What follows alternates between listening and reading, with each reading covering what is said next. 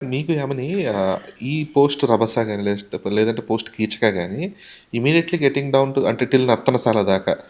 మీకు ఆబ్వియస్‌లీ 'కీచక' తర్వాత మళ్ళీ ఆ కైండ్ ఆఫ్ ఈ ఈ బోల్డ్ ఈ కైండ్ ఆఫ్ రోల్స్‌కి ఎక్కువ అప్రోచ్‌మెంట్ అది వచ్చుంటుంది గదా!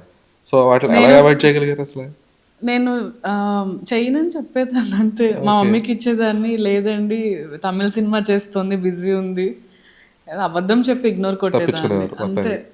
ఎందుకంటే ఒకసారి అర్థమైంది నాకు. ఇప్పుడు 'కీచక' అనేది ఓకే. నేనేమి ఆలోచించలా. ఓకే చేద్దామనే చేశా. బట్ తర్వాత తర్వాత మళ్ళీ ఇలానే చేస్తే ఏమైపోతది? ఆ తర్వాత కూడా ఇంకో సినిమా చేశాను. అది కూడా చాలా బాగా తీయలేదనమాట. We are not happy with it. ఇప్పుడు అలా ఏ సినిమా అది? నేను చెప్పను. మీ ఎతుక్కోండి వెళ్ళి. మీ లిస్ట్ ఉన్నదే చిన్నది. అదే ఈజీగా చిన్నది తెలిసిపోద్ది. ఎతుక్కోండి. నాకు నేను చెప్పాలనుకోవట్లేదు. ఆ షూటింగ్ అప్పుడు కూడా అంటే నాట్ బోల్డ్ సీన్స్ అని కాదు, కొంచెం ఇంటిమేట్ సీన్స్ ఓకే. అట్లాగా. So I was not comfortable. But అయినా చేశాను.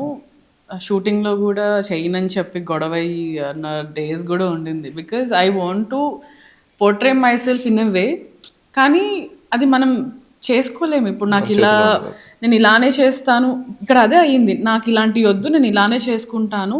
మంచి సినిమాలు క్లీన్గా నీట్గా తీసేవి అట్లానే అనుకున్నాను. కానీ అది మనం ఛానల్ చేయలేం. It is not easy. ఆ ప్రాసెస్లోనే ఇవన్నీ జరిగినాయి అనమాట. ఆ భయంతో నేను సగం చేయడం మానేశాను. ఎవరైనా మేనేజర్ ఫోన్ చేసినా ఓకే సినాప్సిస్ అది పంపించమనే వాళ్ళం, ఆర్ ఆఫీస్కి వెళ్ళి కలిసేదాన్ని.